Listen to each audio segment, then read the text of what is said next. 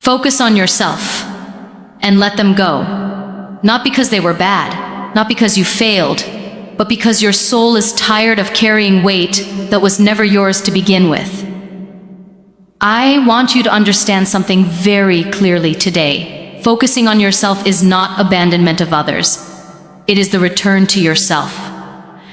Somewhere along the way, while fixing, pleasing, saving, adjusting, and proving, you forgot that you also needed care. You forgot that your dreams needed oxygen, your heart needed rest, and your mind needed peace. Education begins when awareness starts. And awareness today is this: you cannot grow while holding on to what keeps pulling you backward. Letting go is not weakness. It is wisdom.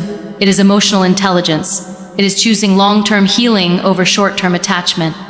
Many of us stay connected to people, habits, or memories, not because they serve us, but because we are afraid of the silence they will leave behind. But silence is not empty. Silence is a classroom. Silence teaches you who you really are when no one is clapping, calling, or needing you. Focus on yourself means investing in your skills, your mindset, your values, your health, your discipline. It means asking hard questions like, who am I becoming? What am I learning from this pain? What is this season teaching me? Education is not only in books.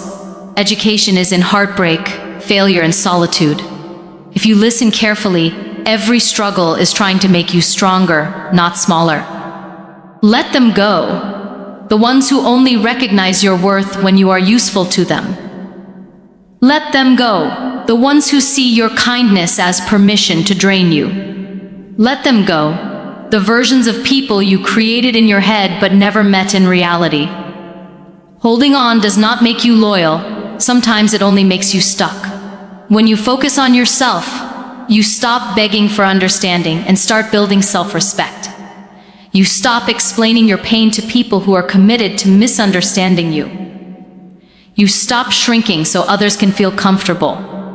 And slowly, very slowly, you begin to rise. Not loudly, not aggressively, but firmly. Remember this: growth requires space. A seed cannot become a tree if it is constantly being dug up to check its progress. You need time, you need patience, you need distance from distractions disguised as relationships, and you need faith. Faith that what is meant for you will never require you to abandon yourself. So today, choose yourself. Study your wounds. Learn from your past. Educate your mind. Strengthen your character. And when you finally let them go, don't look back with anger. Look back with gratitude, because they taught you the most important lesson of all. Your life moves forward the moment you decide to focus on yourself. Listen to this carefully and let it sink into your bones. Focusing on yourself is not selfish. It is survival. It is sanity. It is education of the soul. We were never taught this properly. We were taught to give, to adjust, to sacrifice, to be available, to be everything for everyone, but no one sat us down and said that you are also a responsibility. When you constantly put yourself last, you don't become noble, you become empty, and an empty person cannot pour wisdom, love, or strength into anyone's life. This is where true understanding begins. You must understand why focusing on yourself is necessary, not optional. When you ignore your needs for too long, your body protests, your mind rebels, and your heart becomes exhausted. Burnout is not laziness, emotional fatigue is not weakness, and needing space is not betrayal. It is your inner self begging for attention. Education is knowing the difference between helping others and abandoning yourself, because the moment helping costs you your peace, your dignity, and your growth, it is no longer help, it is self-destruction. Focusing on yourself means you finally stop asking people for permission to heal. You stop waiting for closure that may never come. You stop needing validation to believe that your pain is real. And this is powerful, because power begins when you stop explaining yourself to people who benefit from you staying confused. Take your energy back, take your time back, take your dreams back. You were not born to be a background character in someone else's life. Look at your life honestly. How many times did you stay quiet just to keep peace? How many times did you overgive just to be loved? How Many times did you break yourself into pieces so others could feel whole. This is not kindness, this is conditioning. And growth begins the moment you unlearn what taught you to disappear. Focusing on yourself is an act of courage, because it requires you to sit with your truth, your fears, your flaws, and your potential without distractions. When you focus on yourself, you begin to educate your mind instead of entertaining chaos. You start building skills instead of chasing approval. You start strengthening your character instead of managing other people's expectations. This is how confidence is built, not by loud words, but by quiet consistency. You don't become strong overnight. You become strong the day you decide that your life deserves discipline, direction, and respect. I learned this watching lives transform, including my own, that healing starts when you stop proving and start protecting. Protect your peace like it is sacred. Protect your time like it is priceless. Protect your energy like it is limited, because it is. The world will always demand more from you, but wisdom teaches you when to say no without guilt and yes without fear. You are allowed to outgrow people. You are allowed to change priorities. You are allowed to choose yourself without apology. This is not arrogance, this is alignment. And when you finally understand this, you stop chasing people and start chasing purpose. You stop fixing broken connections and start building a solid foundation within yourself. You stop drowning in expectations and start breathing in self-respect. And that is the moment your life begins to shift, because the strongest relationship you will ever have is the one you build with yourself. The moment you realize that focusing on yourself is not losing others, it is finally finding who you are. And once you find yourself, nothing and no one can ever make you feel lost again. Because clarity replaces confusion, strength replaces guilt, and self-worth replaces the need to be chosen by anyone else. And that realization changes the way you walk, the way you speak, the way you dream, the way you live. Because now you are no longer surviving on approval, you are growing with purpose, grounded in self-awareness and educated by life itself. Standing firm in the truth that you matter, your growth matters, your healing matters, and you will no longer abandon yourself just to keep others comfortable, because you finally understand that focusing on yourself is the beginning of every meaningful transformation, inspired by voices like Muniba Mazari. Letting go without guilt is one of the hardest lessons you will ever learn, because guilt has been trained into you like a reflex. You were taught that if you step back, you are ungrateful. If you choose distance, you are cold. If you stop explaining, you are cruel. But listen to me with honesty now. Guilt is not always a sign that you are doing something wrong. Sometimes it is a sign that you are finally doing so. Meeting right for yourself. Emotional attachment becomes dangerous when it teaches you that your suffering is the price of love. You don't owe people unlimited access to your life just because they once mattered. You don't owe your past the right to control your future. And you certainly don't owe your pain an explanation to anyone who never protected your heart. Letting go does not erase the memories, it redefines your boundaries.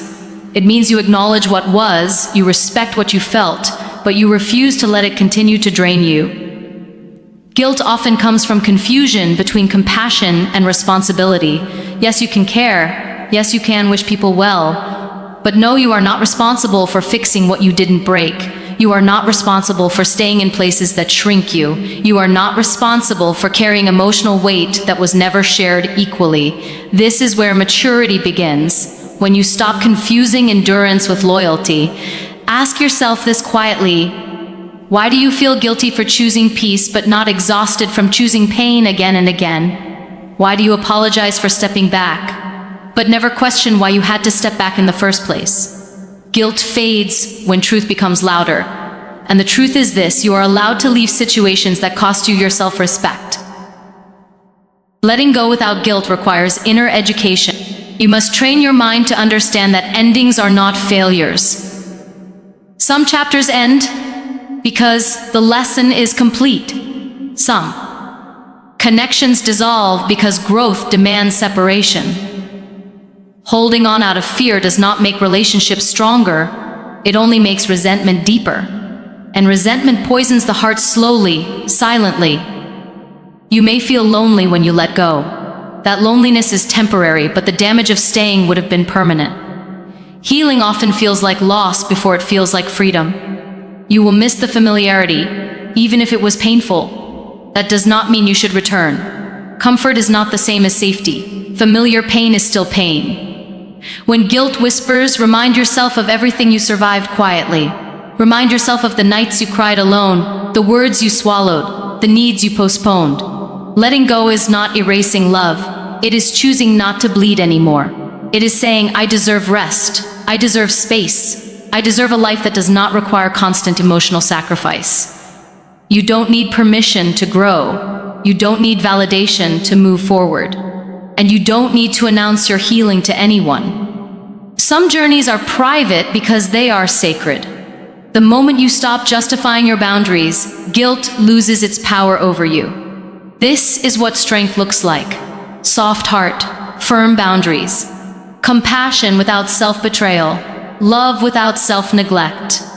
When you let go without guilt, you create room for clarity, peace, and purpose. And in that space, you finally hear your own voice again, stronger than fear, calmer than doubt, wiser than attachment, carrying the say. Me Truth echoed by voices like Muniba Mazari, reminding you that letting go is not giving up. It is choosing yourself in a world that taught you to feel guilty for doing so. Pain does not come to destroy you, it comes to educate you, but only if you are brave enough to listen instead of running from it. Rejection, loss, betrayal, failure, these experiences feel like punishment when you are inside them. But in reality, they are invitations to grow stronger than the version of you that entered them. The problem is not the pain. The problem is when you allow pain to convince you that you are broken beyond repair. You are not broken. You are being reshaped. Every setback carries a lesson, but lessons demand reflection, not bitterness. When something falls apart, your first reaction may be anger or sadness, and that is human. But strength is built when you ask yourself what this experience is trying to teach you about yourself. Pain shows you where you tolerated less than you deserved. Rejection shows you where you relied on external validation instead of inner worth. Loss shows you that nothing is permanent, and that truth, as painful as it is, makes you more conscious, more grounded, more awake. You do not become strong by avoiding hardship.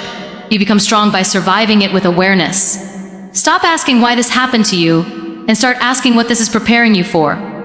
Strong people are not those who never fall. They are the ones who fall, bleed, learn, and rise with deep understanding.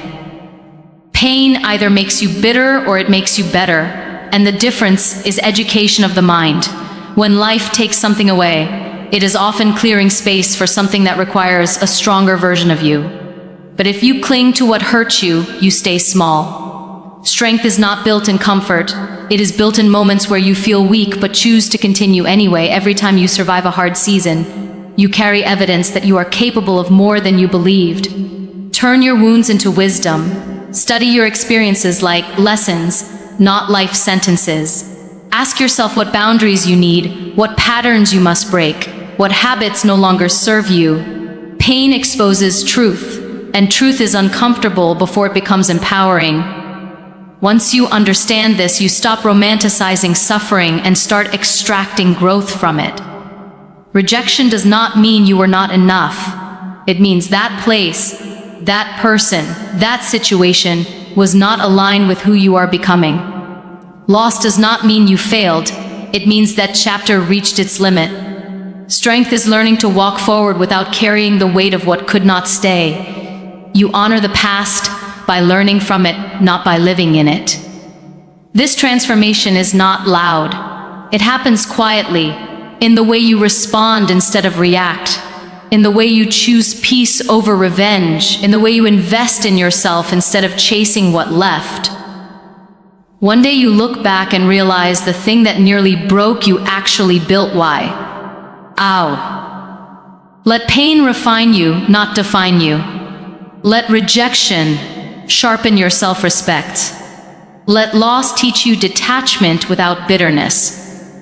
This is how inner strength is formed, not overnight, but layer by layer, lesson by lesson, until you stand taller, calmer, wiser, carrying a strength that no one can take from you, the kind of strength reflected in journeys like that of Muniba Mazari, where adversity became purpose and pain became power. And once you truly understand this, you stop fearing pain and start trusting yourself. Because you know that whatever comes, you will not only survive it, you will rise from it stronger than before. Building self-worth independent of people's validation is one of the most difficult and most liberating lessons you will ever learn. Because validation is addictive, and the world feeds that addiction every day. You get used to being appreciated, noticed, approved, and when it disappears, you start questioning your value instead of questioning the system that taught you to measure yourself through others. Listen carefully. Your worth was never created by applause, and it cannot be destroyed by silence. The moment you depend on validation, you hand your power away. Your confidence rises and falls based on opinions, moods, and availability of others. And that is an unstable foundation for any life. One compliment can lift you up, one criticism can break you down, and suddenly you are living emotionally rented, not owned. Self-worth begins the day you ID that you will not outsource your value. You must understand this deeply. People's reactions are about them, not about you. Their approval is influenced by their fears, insecurities, expectations, and limitations. If you wait for everyone to understand you before you respect yourself, you will spend your entire life waiting. Strong people do not wait to be chosen, they choose themselves first. Building self-worth means learning to sit with yourself without distractions and not feeling the urge to prove anything. It means doing the right thing even when no one is watching. It means keeping promises to yourself even when breaking them would be easier. Integrity is the backbone of self-worth. Every time you show up for yourself, you send your subconscious a message that you matter. Stop explaining your dreams to people who do not support growth. Stop shrinking your personality to fit into places that feel too small. Stop apologizing for needing space, rest, or respect. You do not need permission to honor your boundaries. Boundaries are not walls, they are instructions for how you expect to be treated. Self-worth is built through action, not affirmation alone. Read, learn, improve your skills, discipline your habits, protect your health, and invest in your mind. When you work on yourself consistently, confidence becomes a side effect. You stop begging for validation because you are too busy building a life you respect. There will be moments when you feel invisible, misunderstood, or unappreciated, and that is when self-worth is tested. Do not panic in those moments. Silence does not mean failure. Sometimes it means preparation. Sometimes it means you are growing in ways that do not need an audience. When you no longer chase validation, your relationships change.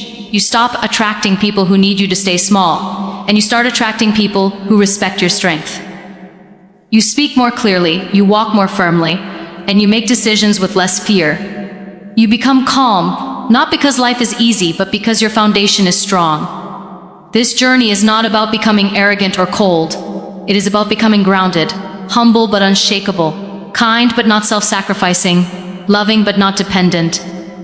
This balance is powerful, and it takes time, patience, and courage to develop. You were never meant to be measured by likes, attention, or approval. You were meant to grow, to learn, to evolve, and to live with purpose. When you finally internalize this, you stop performing and start living. You stop proving and start becoming. And you carry yourself with a quiet confidence that does not ask to be seen but is always felt. The kind of strength reflected in voices like Muniba Mazari, reminding you that your value was always within you, waiting for you to recognize it and stand by it without needing anyone else to confirm it. Solitude is not punishment, it is preparation, but only if you stop treating it like something to escape from. Most people fear being alone because silence forces honesty, and honesty exposes what noise has been hiding for years. When there is no one to impress, no one to explain yourself to, no one to perform for, you finally meet the real version of you. And that meeting can feel uncomfortable before it becomes powerful. But growth has never come from comfort. It comes from awareness. Solitude is a classroom where life teaches you lessons that crowds never can. In solitude, you learn how loud your thoughts really are, how deep your fears go, and how strong your resilience has quietly become. You begin to notice patterns, habits, emotional reactions, and choices you never questioned before because you were too busy being needed, wanted, or distracted. This is where self-discovery begins, not in constant connection, but in conscious separation. When you spend time alone, intentionally, you stop confusing loneliness with emptiness. Loneliness comes from feeling unseen, even in a crowd. Solitude comes from choosing yourself without apology.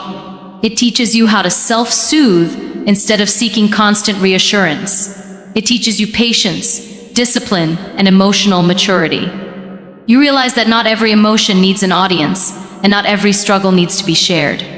In solitude, you hear your inner voice more clearly.